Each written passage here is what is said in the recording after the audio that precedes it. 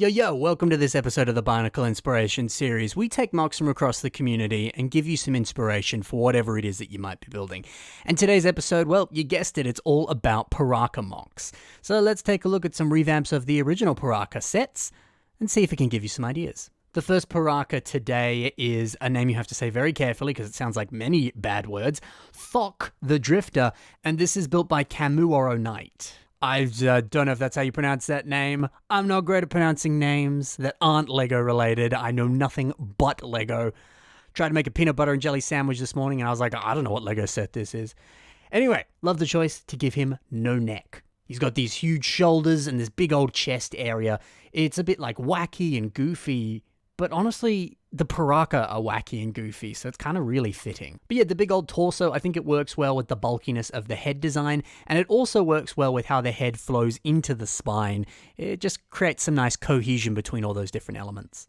While we're talking about that head design, this mock is a great way to point out that with the original Thok set, the color scheme was not white. Bricklink actually refers to this color as very light bluish gray. Now, this is a color that I wish Lego would make more pieces of because there's a couple sets that have it. I think some of the older Mindstorm sets have it, but it is unfortunately not that common, and it's a really cool thing to have, that slightly off-white color. It's gorgeous. But still, it can be difficult to build with this color since very few pieces exist in very light bluish gray.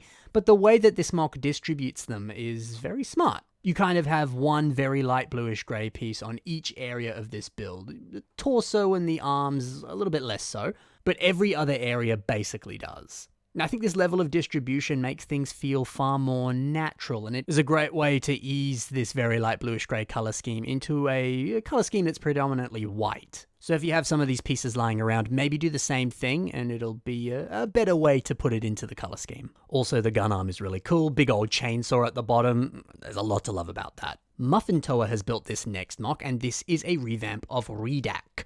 This is a bit of a true classic. So this was built all the way back in 2007, and it still holds up today. So Yanni, the wonderful person who built this, killed it back in the day, because I love looking at this even now. So we'll start off with the back of this mock. It's lovely to see how they've integrated the spine onto the back of this mock, but when we take a look down the bottom, we can see that it ends off with this tiny tail. But then, check it out, we can see that they've also extended the Rakshi spine just a little bit more, and they've added a couple of these 1x3 system plate pieces as a way of extending the spikes on this back a little bit further down. That's such a seamless and clever way to do that, and when you look at it from a distance, you can barely tell the difference. It's also a cool detail to add this lone gold Kakama mask on the side of the upper arm. It's a nice little armor addition, and I kind of love that there's only one of them. There's something nice about that, even though I suppose it would make sense that it'd have two of them on there, but I don't know, maybe he's too cool and only cool people wear one shoulder armor pad. Either way, it's clever.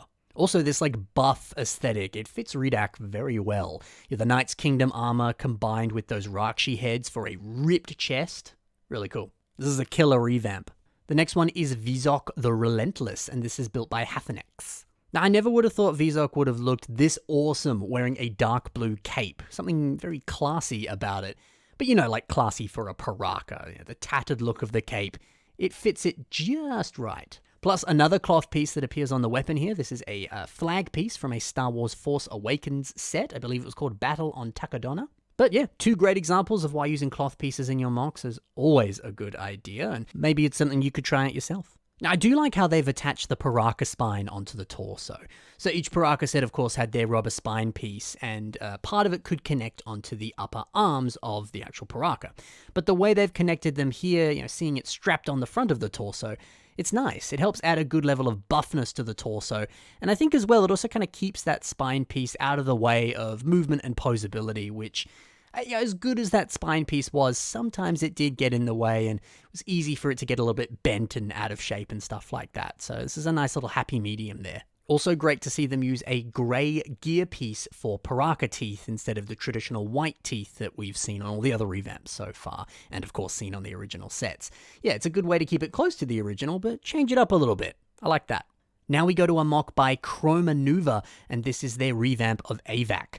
I love this image here where we can really see the nice hunch that they've given Avac. It fits him and his head design really, really well.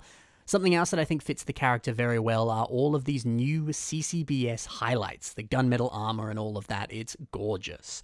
Specifically, these gunmetal pieces on the lower legs. They have a bit more of a spiky appearance to them. And I think the look of those, it fits the vibe of the Piraka kind of perfectly.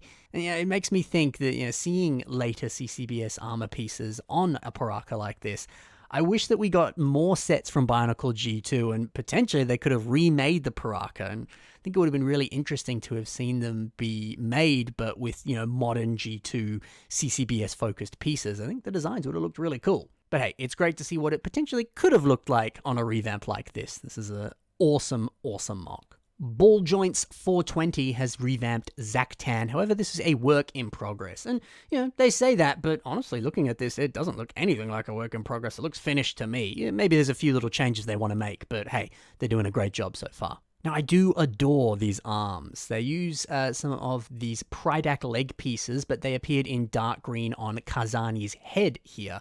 And yeah, using them to make these sleek arms with spikes on the end, it's so cool. There's such a nice, reptilian quality to these new limbs. And that's kind of perfect since the nickname for Zack Tan was the Snake. I also love that they've localized all the gold, specifically on the torso, this nice silver claw design on the hands, plus the way he's holding that Zamasphere. It's also perfect.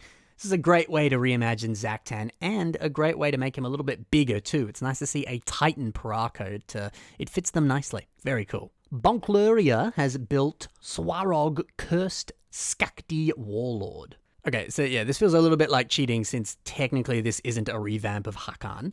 I've shown all the other Piraka before this, why am I not showing a revamp of him? But there's no reason you can't build your own unique Skakdi character using Piraka pieces, so let this be inspiration for that.